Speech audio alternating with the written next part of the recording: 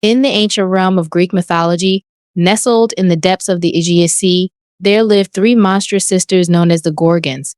They were the daughters of the primordial sea deities Phorcys and Ceto. Of the three, Medusa was unique. Unlike her immortal sisters Stheno and Euryale, Medusa was mortal and extraordinarily beautiful. Her captivating beauty was so profound that it drew the admiration of many gods and men alike.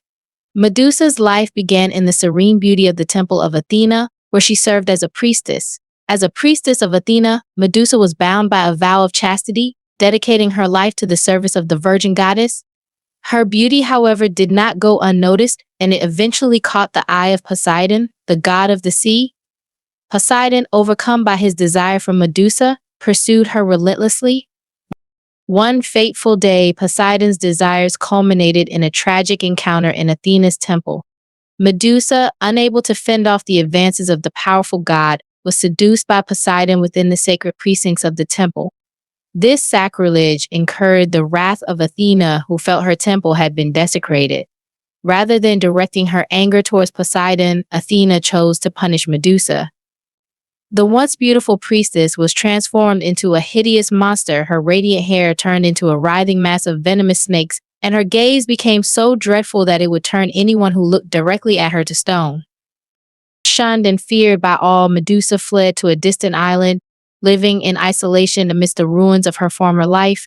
Her transformation turned her into a symbol of terror, and many warriors who sought to end her life for glory or bounty met their demise, turned to stone by her petrifying gaze. Meanwhile, across the seas in the kingdom of Seraphos, a young hero named Perseus was growing up. Perseus was the son of Danae and Zeus, born under extraordinary circumstances. His mother had been imprisoned by her father, King Acrisius of Argos, after an oracle foretold that her son would one day kill him. Zeus visited Danae in the form of a golden shower, resulting in the birth of Perseus. Fearing the prophecy, Acrisius cast Danae and the infant Perseus into the sea in a wooden chest. They were miraculously saved by deities, a fisherman who brought them to Seraphos, where they found refuge. Years later, King Polydex, the ruler of Seraphos and brother of deities, desired Danae for himself. However, he saw Perseus as an obstacle. Polydex devised a plan to rid himself of the young hero by sending him on an impossible mission. He announced his intention to marry Hippodamia and demanded each man in the kingdom present him with a horse as a wedding gift. Perseus, having no horse to give, bravely offered to bring the king the head of Medusa instead.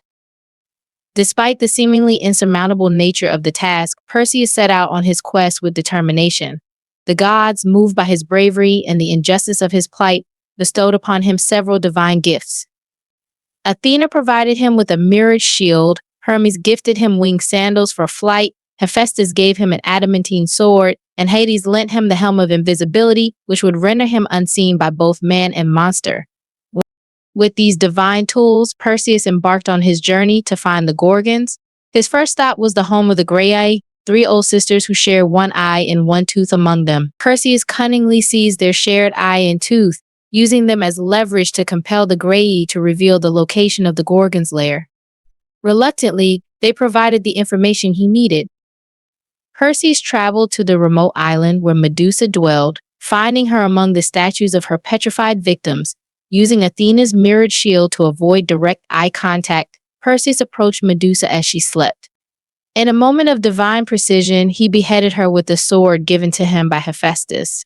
From Medusa's severed neck sprang Pegasus, the magnificent winged horse, and Chrysaor, a giant wielding a golden sword, both fathered by Poseidon.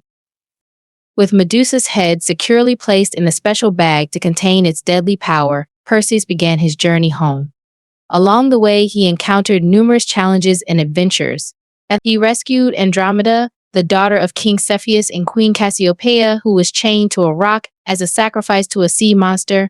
Using Medusa's head, he turned the monster to stone and claimed Andromeda as his bride. Upon his return to Seraphos, Perseus found that Polydex had been threatening his mother, Danae. Enraged, he confronted the tyrant king. In a final, decisive act, Perseus revealed Medusa's head, turning Polydex and his courtiers to stone. He then appointed deities as the new king. Perseus later returned the divine gifts to their respective gods and presented Medusa's head to Athena. The goddess placed it on her shield, the Aegis, where it served as both a symbol of protection and a reminder of the consequences of divine wrath. The story of Medusa is a tragic tale of beauty, transformation, and the harshness of divine retribution. Her legacy lived on in art and literature, where she was often depicted as both a monster and a victim, embodying the complexities of fear, power, and vengeance in the ancient Greek world.